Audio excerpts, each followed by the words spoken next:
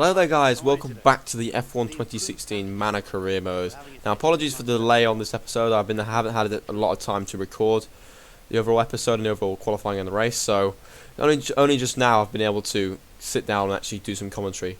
Anyway, as you can see there, we've managed to get the new upgrade there of the chassis weight, reducing the car weight by 6 kilograms.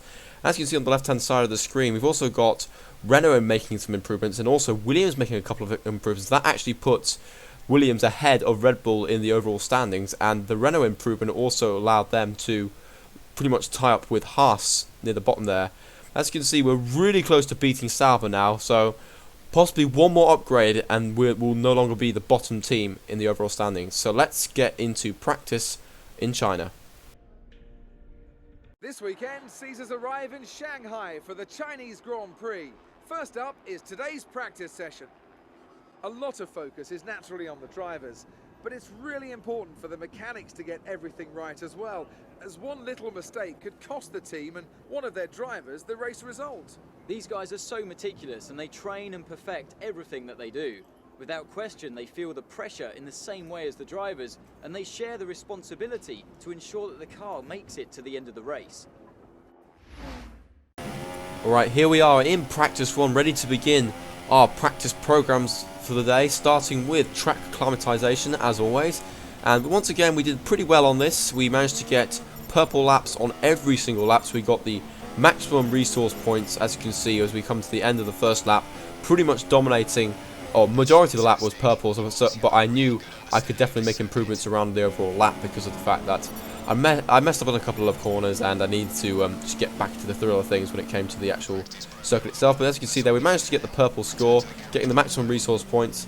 And then in the tyre test, it was actually quite a challenge for myself. As you can see, I got 2 red laps on lap 5 and lap 6, and that was primarily because China's really hard when it comes to tyre wear. I was having a little bit of trouble around this circuit, so a bit fortunate, I think, just about to get the green, or just about past the test itself, but we managed to do that, and that was the end of practice 1. In practice 2, the then moved on to the qualifying pace, and to be honest, this car, I think we've got a pretty good setup around this overall circuit as we come into turn 1 with our qualifying session. As you can see, using the super soft tyres for this particular race, alongside the softs and the mediums that we used earlier on in the session. Or I think I actually only used the mediums for the tyre wear test and the mediums for the track acclimatization. But anyways, we're going to come around for the final lap of the qualifying pace. As you can see, we've got 2 purple laps already, and we're going to get a third one as well, and we're expected to qualify 17th place in a qualifying, but you never know with this sort of thing. I mean, other teams around us could easily be improving, and as you can see, we're back on the research and development screen, which was torn between improving the drag of the car or getting the increased engine power, increasing the ignition system according to the description there. I could also have done the fuel efficiency, but that didn't really do enough. But I knew that the engine power would actually give us enough of a performance gap to allow us to overtake Sauber, if Sauber obviously don't upgrade themselves. So fingers crossed. I'm going to go for the engine power upgrade and see what happens. Let's hope we should be on the car for Russia, which will be very helpful considering that the next couple of races are power tracks. With the exception of Monaco, I think like 7 of the next 8 tracks are power tracks. So having straight line speed is massively important, particularly at places like Azerbaijan and Silverstone and Austria, and obviously Russia, which is next on the calendar. But anyways, we're going to spend the research points now. Let's get into qualifying. We'd like to welcome you from wherever in the world you join us today for this F1 qualifying session here in Shanghai, China. When it comes to getting lap time out of this circuit, it's traditionally been about maximizing top speed. Do you simply remove as much downforce as possible, hang on into the corners and max out down the straights? Top speed is a key factor for this circuit. Even if you can achieve the same lap time as someone running less wing than you, chances are you'll find overtaking difficult if you have too much drag. Alright, here we are in qualifying, ready to begin our opening lap in Q1. As you can see, we're on the super soft tyres. I just thought we're going to do one time lap on these super softs and see where we're at. Hopefully we can get into Q2 like we did in Bahrain, especially the fact that we've got another upgrade on the car.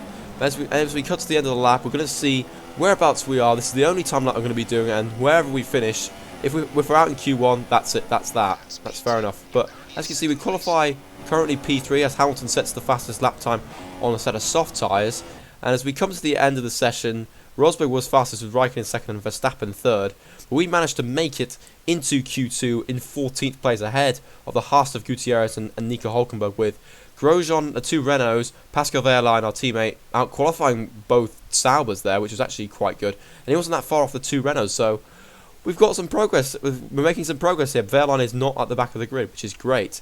Anyways, we're now on to the start of Q2, as you can see, once again on a brand new set of super softs, and let's just see how far up the grid we can get. I mean, we got a fantastic qualifying in Bahrain, where we finished just outside the top 10. But if we can't get that, let's just hope we can get as far up the grid as possible. Again, the aim is to try and possibly gain a point or two here or there. But as you can see, we come across the line in P8. But unfortunately for us, that wasn't good enough for us to make it into the final part of qualifying. As you can see, 4 drivers made it in on soft tyres. So the 2 Williams actually got into the qualifying session with soft tyres, alongside Daniel Ricciardo and Kimi Raikkonen. So those strategies for them, they're going to be very interesting. And also, the 6 drivers that made it through on super softs, let's see where the pit stops add up here. And this could be a very fascinating race at the top. As you can see, these are the other drivers that messed out alongside me: Hulkenberg, Sainz, Gutierrez, Alonso and Perez.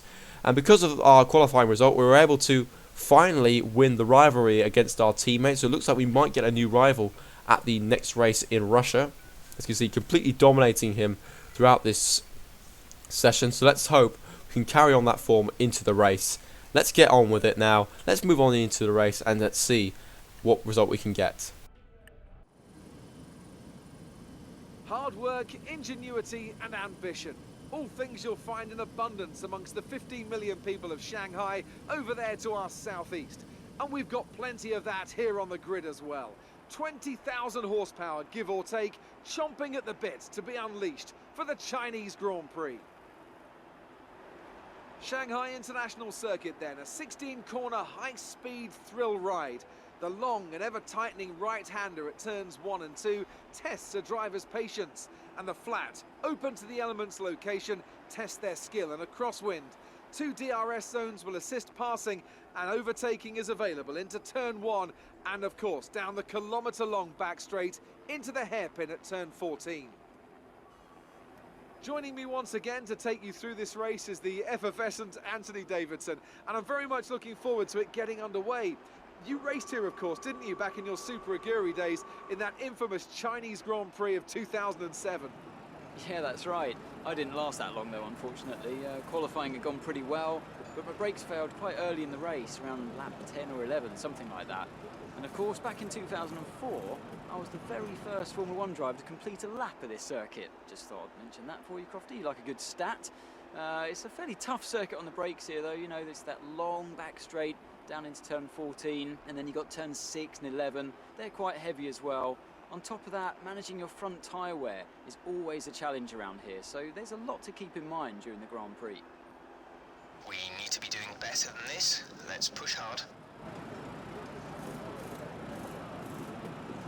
With that then, let's run through the grid order. Nico Rosberg will start his silver arrow from pole position, and it's Lewis Hamilton alongside. Looking down the rest of the grid, we have Vettel, Raikkonen, Max Verstappen, and Massa, Ricciardo, Bottas, Kvyat, and Jenson Button, Hulkenberg, Perez, Kevin Magnussen, and Palmer, Sainz, Ericsson, Felipe Nasser, and Fernando Alonso, Wehrlein, and Manor, Romain Grosjean, and Esteban Gutierrez completes the grid.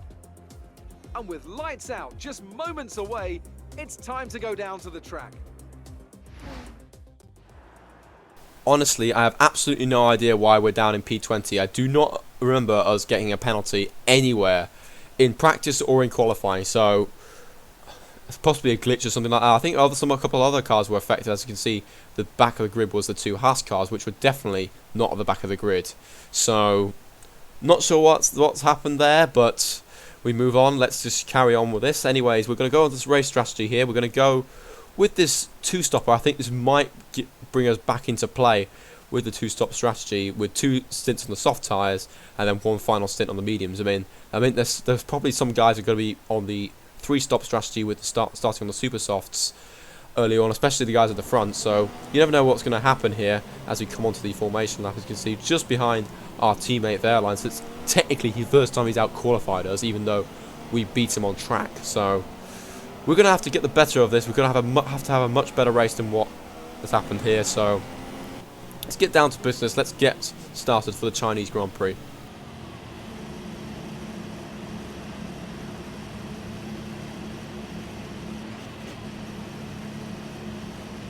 The rest of the grid is forming up. Be patient and watch for the lights.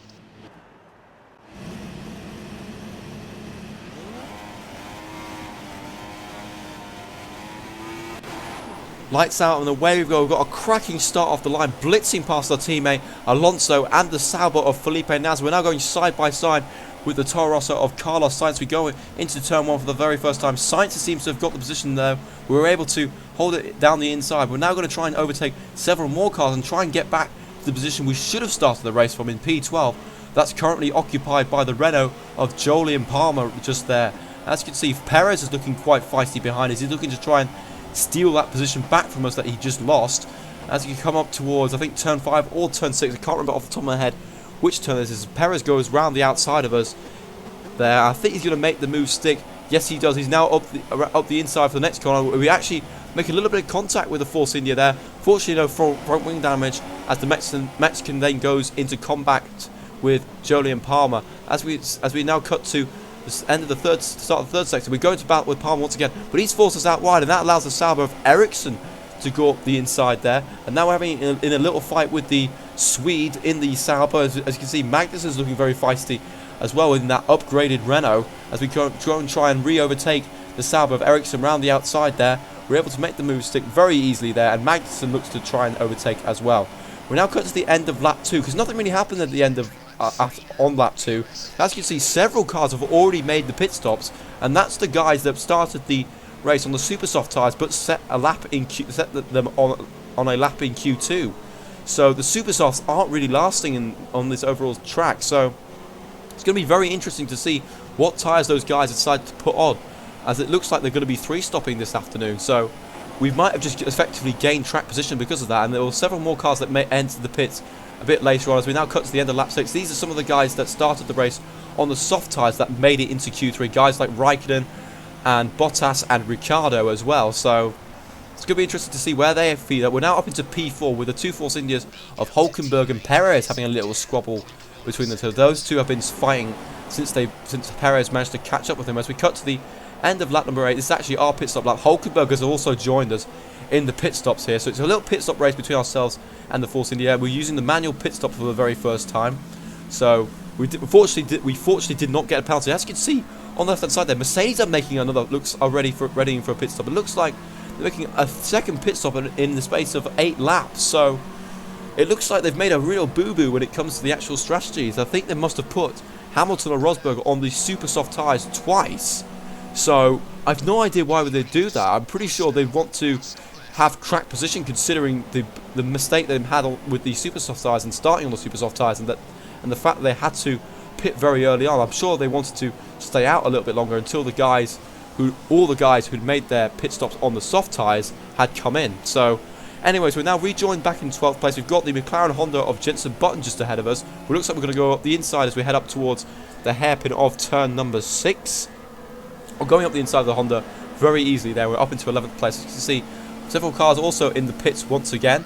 We're now coming to start lap number 10. We go up the inside of Hulkenberg into turn number 1. So Hulkenberg does put up a fight as Perez exits the pits there in the second Force India. It looks like he's managed to jump his teammate as we go up the inside of Hulkenberg. They were up into P8, and now we're going to try and challenge the Mexican in the Force India. Very similar to what happened in Bahrain, where we've got fresher tyres, but this time around Perez has got equally fresh tyres as us. As we now start lap 11, we go into combat with Perez as we head down into turn 1. It's going to be a very much easier move than what we did on Hulkenberg. So it looks like we have made the move stick, and we're up into P7.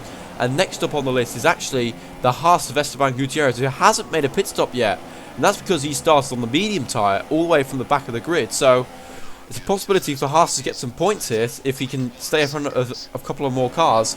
But anyways, we go quite easily round the outside prior to turn 1 and take 6th position. Next up is Felipe Massa, who's one of the first guys who's on the 2-stop strategy, who started in the top 10. But meanwhile, behind us, we've got Lewis Hamilton making his way back to the field following his 2 pit stops. As you can see, he's passing the Force India here, and he's also passing the second Force India right now. I think he just passed Hulkenberg first, then Perez second. So now he is the major threat to us as we cut to lap 16, which is actually our second pit stop lap, and actually Hamilton is also following us in. So it's really our final pit stops here. So if Hamilton gets ahead of us, he's definitely got track position on us. So it's a battle between Mercedes and Manor Mercedes at the pit stops. Let's hope we get a little bit of luck and we actually stay ahead.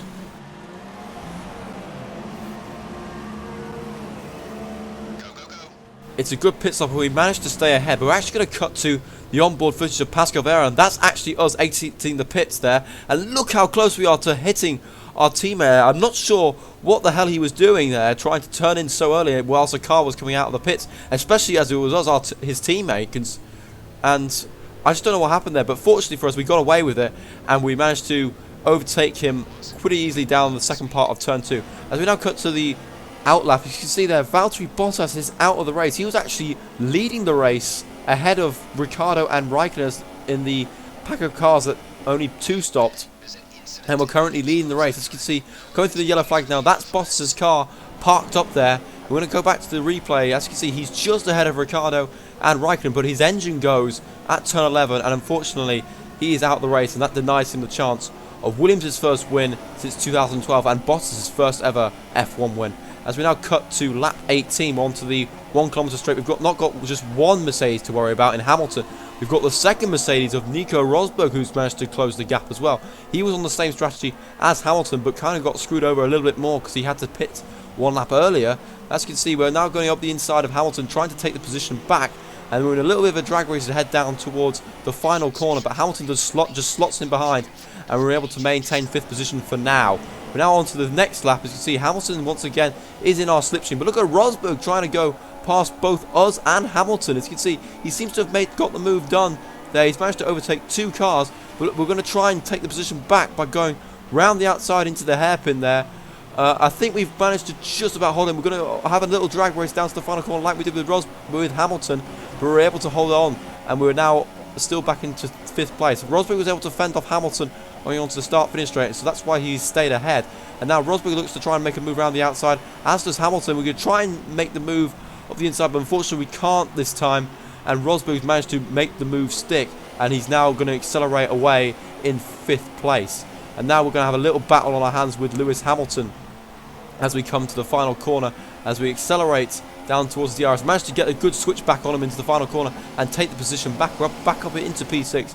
And actually we're now been promoted back up to P5 because Kvyat was actually ahead of us, but now he's made his pit stop, and we're once again going side by side with Hamilton.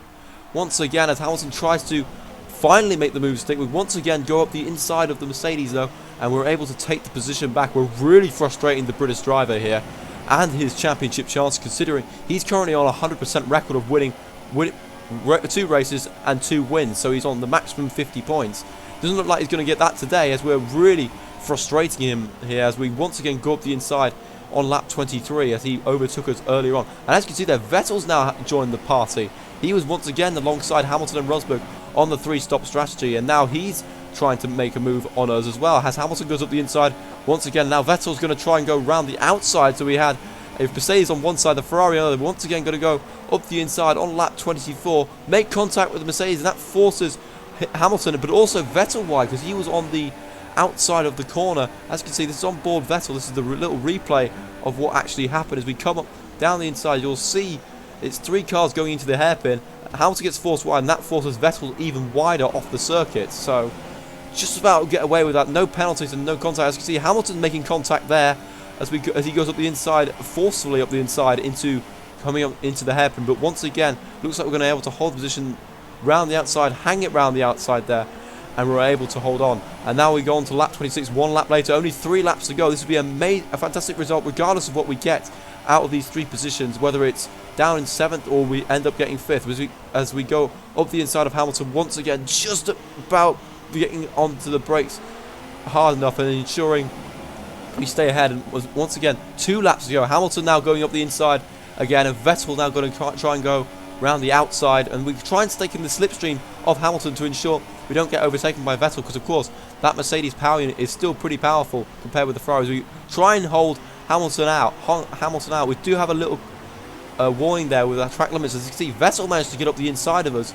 on the exit of the corner, but then he's forced wide onto the final corner, and therefore we had to concede the position. As you can see, this is the replay.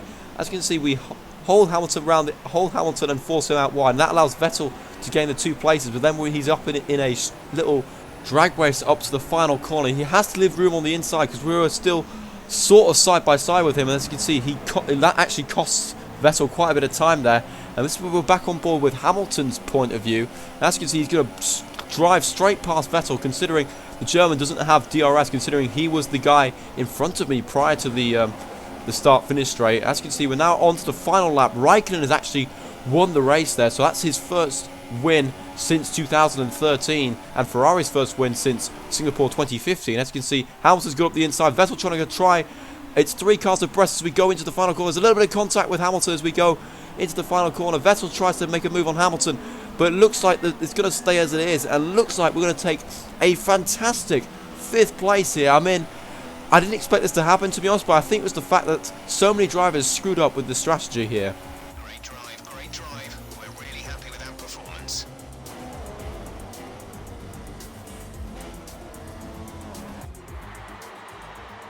Great effort there from Ferrari to take the victory today. And as we can see, it's time for the podium, and as the drivers make their way out, there's a familiar red suit making its way to the top step. Fantastic win for Ferrari.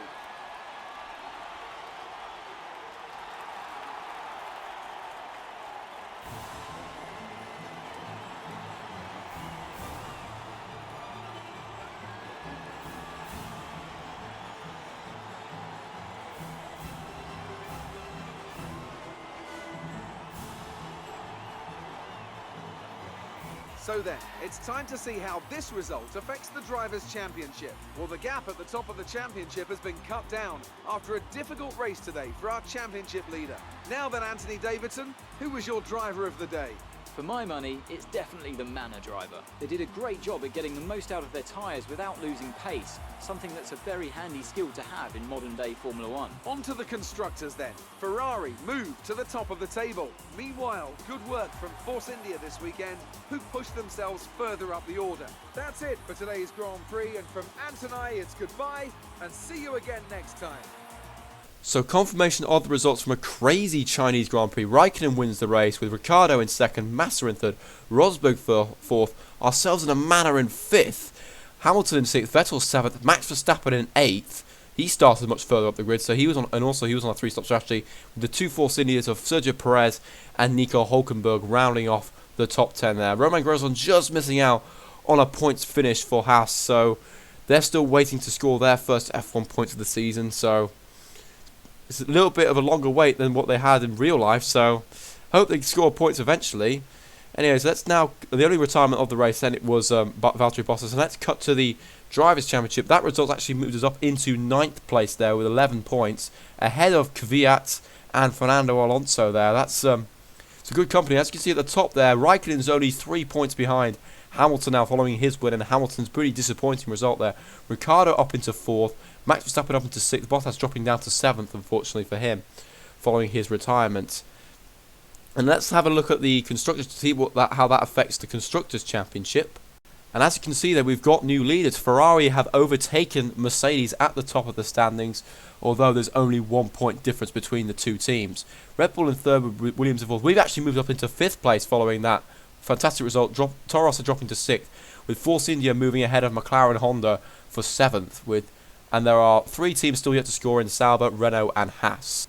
And here are the number of research points we got. Managed to get 123 out of that. It looks as if we did get a penalty somewhere, but I'm still perplexed as to where that penalty came from, because I didn't get a notification at all in practice or in qualifying. So in the end, that actually helped us out when it came to the positions gained. We gained 50 points there. We're now on to 199 points. So we're not far away from another upgrade, which will probably happen at the next race in Russia. But anyways, I hope you guys enjoyed today's episode. It was a really crazy race, and I'm sorry if it sounds like it's too easy. It's just the fact that I think the strategies were a bit crazy when it came to the AI when they started on the super softs and they decided to go on another set of super softs for some crazy reason. I have absolutely no idea why they do that. But I'm not going to change the difficulty right now because the gulf between expert and legendary is ridiculous, and I think it's a little bit unfair for myself and any of the guys that are enjoying this series anyways. But anyways, apart from that, if you enjoyed this video, please like, comment, and subscribe, and I'll see you in the next episode where we head off to Russia for the at the Sochi Olympic Park for the Russian Grand Prix. It's actually moved up from round 14 to round number 4. So until then, see you later.